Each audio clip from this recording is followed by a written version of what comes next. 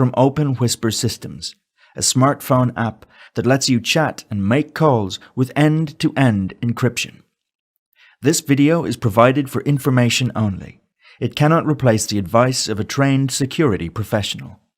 If lives or safety depend on your security, please seek the advice of an expert. So, surveillance has been in the news a lot over the last few years, and if you've been keeping up with that news, you may have thought to yourself, maybe I should start using encryption. And you may have avoided doing so, thinking that encryption is difficult or highly technical. We're here to tell you it's not. If you own a smartphone, you can start using encryption right away, and you can do so by starting to use Signal. Signal won't protect you in all situations, but it's definitely an improvement on using SMS or normal phone calls. And once you've started, you can take other steps to improve your situation further. This is a video about what Signal is, how it uses something called end-to-end encryption, and how it compares to other secure messaging apps on the smartphone software market. In the next couple of videos, we'll also be showing you how to install and use Signal on your iPhone or on your Android smartphone. If you want to skip to those tutorials, click on the pop-up message and then choose a video. But if you'd like to find out more about Signal and end-to-end encryption, keep watching. Signal from Open Whisper Systems is a familiar concept, a smartphone messaging app which can also make calls. If you use WhatsApp, you already know pretty much what to expect with Signal. Give or take a few features, Signal does everything WhatsApp does. The main attraction of Signal is that it uses a specific type of encryption, which is called end-to-end encryption. End-to-end encryption aims to protect your communications not only from malicious hackers or spying governments, but also service providers like your ISP or your chat service. Basically, end-to-end means the communication is encrypted from one end to the other end, and nobody in between has access. When you send a message, it first has to go into and pass through the cloud, and here the cloud means the computers or servers of the service provider you are using, and then it is forwarded on and leaves the cloud bound for your contact. With end-to-end encryption, when you send the message, it is encrypted on your device.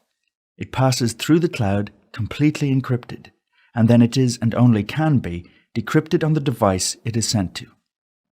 Many other apps use what's called client-server encryption, which means that the message is encrypted on your device and then it is decrypted in the cloud, and then it is encrypted again as it leaves the cloud and then decrypted again when it arrives at your contact's device.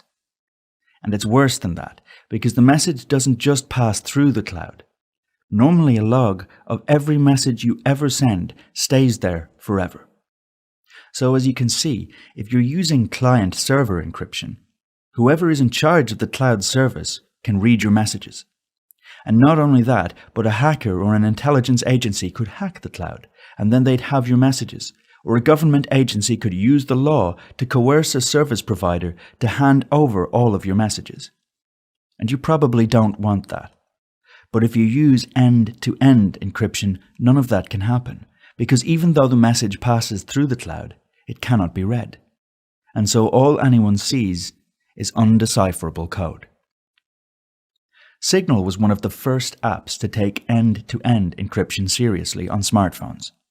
While other companies were happy to say, use our service and in return we can read your messages and serve you ads based on them, Whisper Systems said, our app uses encryption so that even we cannot read your messages. Signal might have been among the first, but it is no longer the only secure messaging app available. When Edward Snowden revealed the realities of mass surveillance in 2013, it created a huge market opportunity for encrypted messaging apps. And suddenly smartphone app stores exploded with hundreds of new apps, all claiming to protect your messages. Likewise, public demand for strong encryption began to put pressure on major internet companies, and they began to respond. In 2016, WhatsApp, Google's Allo, and Facebook Messenger all took Signal's encryption protocol, which is the part of Signal that does the encryption, and integrated it into their own apps. This means that if you use these apps, you are also using some of Signal's code. However, this doesn't mean these apps are just as good as Signal. All of them are still owned by companies who have a commercial incentive to capitalize on your private information. Facebook Messenger and Allo don't even have encryption turned on by default, and all three reserve the right to gather other information about you, whereas Signal is designed to collect as little information about you as possible. So if you care about privacy, you should still use Signal instead of WhatsApp. You should also be careful taking claims to security and privacy at face value. Many of the hundreds of apps on smartphone app stores which claim to encrypt your messages are fake and are using the word encryption as nothing more than marketing. They may not encrypt your messages, or if they do, they may not do it properly or securely. Don't just trust any old app on your app store that claims to do encryption, especially if it's obscure or unheard of, and you can't find any documentation online. On the other hand, there are also many and increasingly more legitimate apps which do offer encryption and which are in competition with Signal. These include Wire, Threema, Silent Circle, Riot, Wicker, Silence, Telegram, Viber, and so on. You may have heard of some of these, or been recommended them by your colleagues. All of these applications have different approaches to how they encrypt your messages and calls, and they have different features and capabilities. Many apps use encryption, but what counts is the way they use encryption. Some of them are very promising and approach privacy and security commendably, but are quite new and therefore less mature than Signal. Others, like Silent Circle, are well designed and well respected, but there is a charge to use them, whereas Signal is free. Others are closed source, meaning the programming code isn't made public, and therefore difficult to examine. Others still make odd decisions about how they use encryption, which raise questions over how much they can be trusted. It's hard to make sense of all of this, especially when there's a lot of marketing involved. If you would like to compare some of these apps with Signal and investigate their merits relative to one another, some organizations, like the Electronic Frontier Foundation, have made efforts to list their features and assign them scores on privacy and security. We've included the links to these scorecard sites in the description below. We've chosen Signal for this tutorial because it scores very well on these comparisons. Some of our reasons include: Signal has been around for a long time, is under active development, and enjoys the confidence of many people within the information security community. The way Signal is designed represents the best balance of features to provide maximum privacy at the same time as ease of use. Signal's code is all open source, meaning anyone can examine the code to see if it does what it's supposed to do, whereas for other apps, such as Telegram or Threema, none or only a part of the code is open source. Signal uses end-to-end encryption by default, whereas some other apps, like Telegram, only offer end-to-end encryption as an option, and if you don't select it, all messages are only encrypted using client-server encryption. And Signal is not just a smartphone app.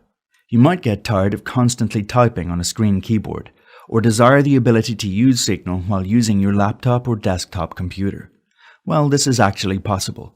Signal is also a desktop app, which runs as an add-on to the Chrome browser, available on Windows, Mac, and Linux. The app is also developed by Whisper Systems. With the desktop Signal app, your phone is still the main device that you register with Signal, and you then enable the desktop app from your phone, which gives it access to your messages. Once you've done this, you can type away using Signal on the desktop computer. Our tutorials don't cover the desktop tutorial app and instead focus on the main smartphone app, but keep an eye out for InfoSec Bytes tutorials on the desktop option in future. All of this said, Signal is not perfect, and users should be aware of its limitations. For instance, Signal uses what's called a centralized server architecture. All of the servers that the app uses are owned and controlled by Open Whisper Systems, rather than decentralized or federated, where anyone with technical know-how can create a server. Some people prefer a decentralized architecture because it means there is not a single point of failure. But Whisper Systems argue that the centralized model ensures that Signal can be more efficient, updated faster, and more easily provide a service to a massive user base. so it's a trade-off. Signal uses data and Wi-Fi only. In order to send and receive messages, you need to be using data or connected to a Wi-Fi network. This also means that if you send a message to a contact and they don't have data on, or a Wi-Fi connection, then the message will not be delivered until they do. Another caveat is that Signal uses your telephone number as its identifier. When you sign up to use Signal, you must register using your phone number. This means that everyone you communicate with on Signal has your phone number. Whereas this may be fine for the general user, there may be some situations in your work as a journalist where you wish to communicate securely with somebody without giving away your phone number. Furthermore, when you sign up to Signal in order to connect with your other contacts who have Signal, the app must upload the list of phone numbers in your contacts to OpenWhisper Systems servers. Efforts are made to protect your privacy while doing this by obfuscating the phone numbers using what's called cryptographic hash functions and deleting the list once connections are made. But there are limitations to this method, and ultimately using Signal means you must trust OpenWhisper Systems a bit. Another potential issue is that when you install Signal, at least in current versions, the app, without asking you, sends automatic notifications to anyone else who has your phone number and also uses Signal. You may not want the app to do this, for instance, if you do not trust everyone who has your phone number. And finally, Signal is, of course, a smartphone application, which means that your end point is a smartphone. It's important to understand the security limitations of a smartphone if you're going to use it for private communications. Signal does end-to-end encryption pretty well, but if someone gains access to your smartphone, or if someone manages to hack your smartphone, then Signal can't really help you. These are not entirely theoretical possibilities. For instance, smartphones are normally the first thing confiscated if you're ever arrested. There's also an international market in hardware and software sold to police forces, intelligence agencies, and even shadier buyers across the world, designed to let someone hack into your device and exfiltrate data from it, or to turn on your microphone or camera and spy on you. If your investigation might spike the interest of someone with these capabilities, you must consider the risk your smartphone presents and perhaps don't rely exclusively on Signal.